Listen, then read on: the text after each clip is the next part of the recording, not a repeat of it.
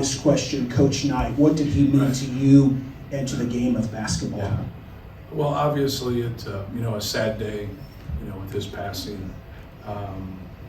I think everybody, especially in the Midwest, that wanted to get into coaching, that wanted to, just learn the game. Like there isn't a book out there or a video out there that I haven't seen, that he published, that he put out. And so, no different than, those great clinicians like Hubie Brown and Larry Brown and those guys. They were obviously great coaches, but they also, you kind of see that with the world now, like they taught the world.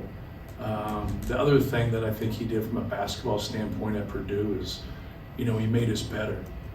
In competition, especially with rivalries, you get everybody's best.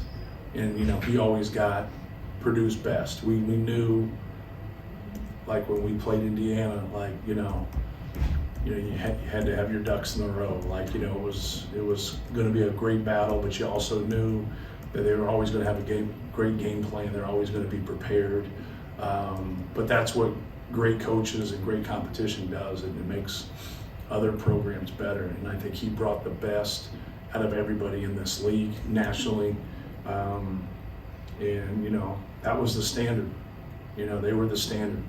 And, I think Coach Katie would totally agree with that in terms of having somebody that you have to constantly beat, whether it's in recruiting, whether they're in games, whether it's trying to win the Big Ten championship, whatever it might be, because they had so much success. But, his knowledge of the game and his understanding of the game and what he passed on to a lot of people, made the game,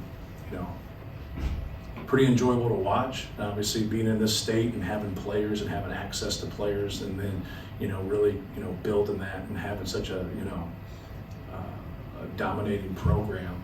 I think Michigan States of the world and Ohio States and everybody would really say the same things. But, he really affected the game, and he affected a lot of people, with his knowledge.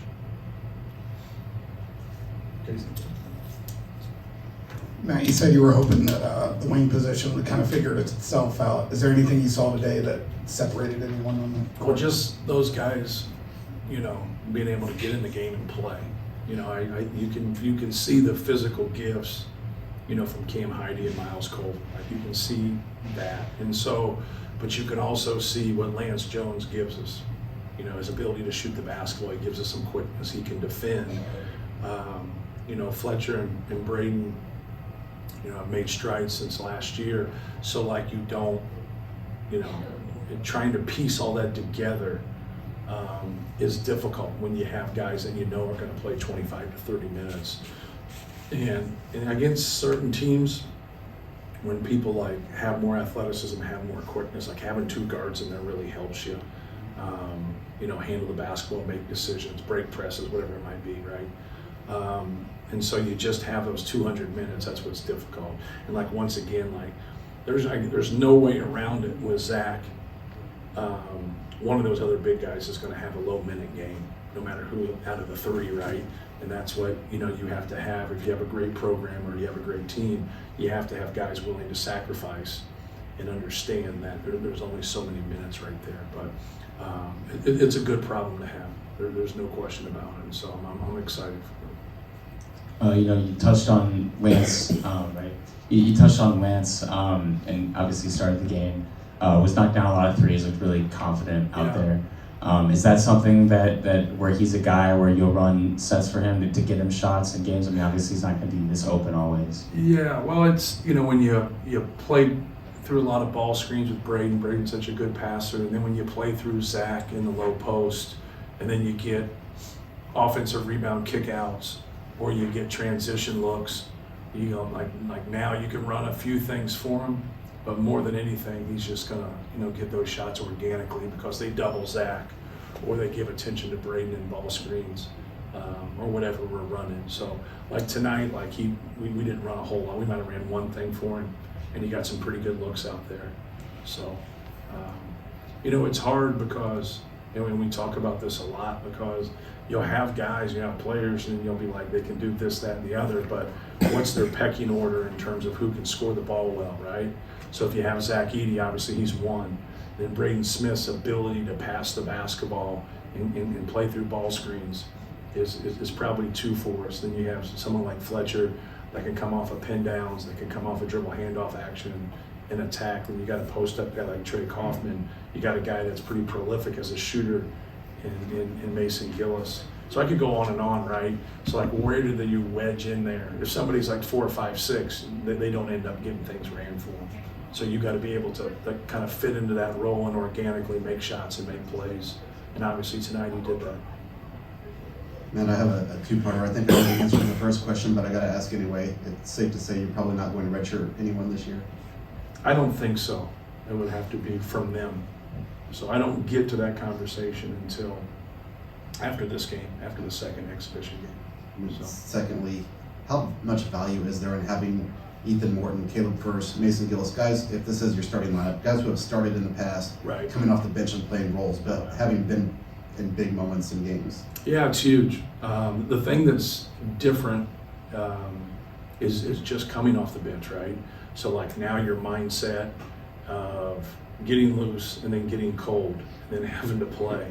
And it's like people have no idea that it's an art, physically and mentally, to get yourself in there and be productive right away. Now some guys will just come out firing, right? They'll just come off the bench and they'll just let it rip. And the other guys like will want to, just, kind of find their way in there. Coach Katie used to always tell me to get a lather before I took a shot. And I'd say by the time I got a lather, you take me out. And which you probably never should have put me in the first place, but that's here nor there. So I'd always joke, and I understand what he's saying, but like, when you're that guy and you come off the bench and you're the 8th man, like sometimes the ball doesn't come around a whole lot. So like, you get a chance to cork one, you do. But no, it's, when you have a deep team like we have, like now you have some experience and now you have some other guys, and then you're trying to get the best group together, kind of starting. I'm not saying that we stay with like who we're starting, but the other thing that pops up is sometimes like who is great in your practices together. Like we don't play ourselves, right? But that's all we play against forever. So like that's, as a coach, that's all you have to gauge the past seasons in your practice. And now when you get to games, like sometimes the games, like their quickness gave us issues, as you saw, like the backdoor cuts and, and obviously they haven't played a lot of games. They've only played a couple games so far, but it still was something where our guys were like, hey man, like they're going to dribble at you in backdoor. They're going to jump stop, pivot, reverse pivot, lose vision, gain vision, backdoor you again. Like, let's don't do this. That's what, and they still kept doing it. So like that's something like with guys from a defensive standpoint. So you're trying to get that blend of production on both offense and defense. Can you kind of cultivate a little bit of versatility in games like this in terms of having Ethan at the 1, having Miles see extended run at the 2, having Camden play a little bit of 4, things like that? Right. If you can establish the versatility, that means depth too, doesn't it? No question. But like when I get into that, I'm just trying to get him minutes. Yeah. So I get stuck a little bit when I'm heavy at certain positions. But yeah, like, Ethan's a guy that can play a lot of different positions. He asked me when we subbed, well, who's the 4? I said, well, you are. He says, no, I'm the point. I said, well, shit. Can't do that one, then, can we? Excuse my French. So, yeah, you got guys like him that can play multiple positions. One of the hard things to do for young guys, especially when you run a lot of stuff, is to be able to learn multiple spots. And now like, well, I just know it at the 3. Well, you box yourself in a little bit, right? Mm-hmm.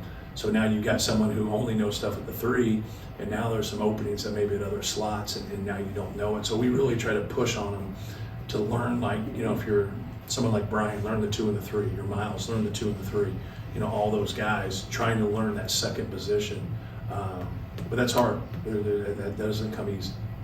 Hey, Matt, talk about the importance you play a lot of teams like Grace College, IU plays teams, the big teams play these Right. smaller schools. Talk about the importance of that for you and what you guys do for the whole state of Indiana for Right. basketball to kind of showcase basketball in Indiana. Well, sure. Like they're obviously a very good team.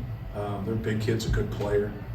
You could see as the game kind of progressed that he was getting some guys some minutes, but they have a good group. Like they're gonna, have a chance to get to a Final Four, hopefully win a national championship. They went to Elite Eight last year.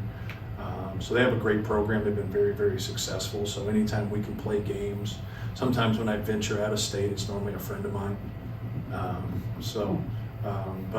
Anytime we can play, teams from our state, especially that have had the success that they've had, it's pretty cool. Brian, last one.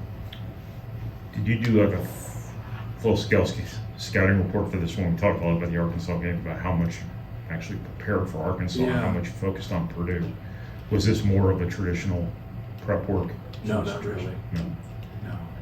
We did a little bit. We did personnel, and we talked about personnel. We talked about a little bit of their actions and stuff like that. But no, we didn't do as much. Obviously, we will in the first game. You kind of get that point. It's difficult because like the stuff you see early in the season, like they smoked a couple teams, and you watch and you see what they're doing and stuff. But you really try to get guys to play on their defensive principles more than anything. They just execute on the offensive end. But it'll get ramped up. Like the more you play, the more games you have to watch. But the most important team is still your team. So how does that kind of shape your how you view your attention to detail from a defensive perspective, things like that? Just sticking to our rules. So if you have ball screen defensive rules and you have post defensive rules, you have trapping rules, and like who sticks with their rules, who sees things, who's quick to things, who's talking, who's in a stance. If you make a mistake, you keep making the same mistake, things of that nature. Just some habitual type things, like whether that's good or bad. Like you see guys that are they constantly stick on those rules or whatever. One of the things that pops up with players that doesn't get said much in recruiting because they're not there yet is trust. Like, do you trust them? Like, you have physical ability, you have great talent, but do I trust you? Do you do what I say? Do you stick to our rules? Are you detail oriented? And that's tough for like really talented people because most talented guys aren't that detail oriented, and the ones that are in the Hall of Fame. But you take elite talent along with details and understanding and knowledge, and then especially if you throw in competitive spirit, that's a recipe for an elite basketball player. And I think that's a real important thing for young people to understand. Like, you can be the best player in the world, but if your teammates don't trust you and your coach doesn't trust you, it's going to be hard to win with you. But now if you can get to where you follow the defensive rules, you understand ball screen packages, you understand how we're handling the post, you understand when they run certain things, what we're going to do. Now, we can trust you. We know that, you're going to do what we ask you to do, and then you stay connected. That's that connectivity that you got to have. When you branch off and do something that's not a read, like now no one knows what the hell is going on at all. And like now you disconnect us. But if you do what we ask you to do, and it's like you're a little bit short and then there's a little bit of failure there, it's all right. You can build off of that and get better and keep improving, because that's, you can't surprise your teammates. When you just kind of do whatever you want on defense, and like now you don't know what's going on. Like now that trust isn't there, and when you get into tough games or tough situations, that's why you see more experienced players. That's why you see them play a ton.